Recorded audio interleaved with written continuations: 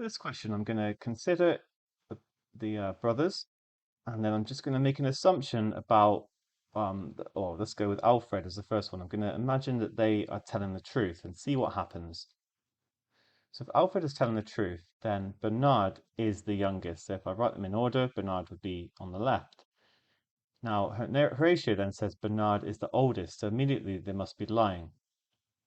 Inigo says I was born last, but we know that Bernard was born last because they're the youngest, so Inigo is lying.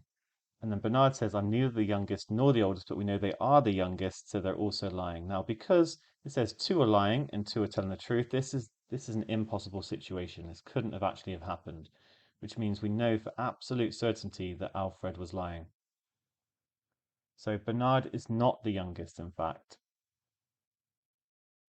If we jump to Bernard's statement, Bernard says, I'm neither the youngest nor the oldest. So we know he's telling the truth about not being the youngest, but he could be the oldest. So we can't actually make a conclusion about that yet. So I'm actually going to then make an assumption about Horatio. I'm going to say Horatio is telling the truth. If this is the case, then Bernard is the oldest and Horatio is the youngest. But then we see that Inigo says they were born last, but they can't be because Horatio is now the youngest, so they must be lying.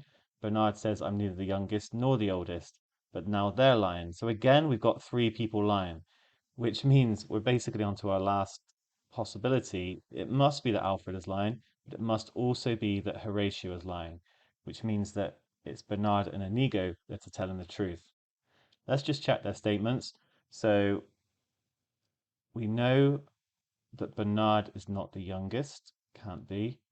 We know that Bernard is not the oldest either, and that Horatio is not the youngest.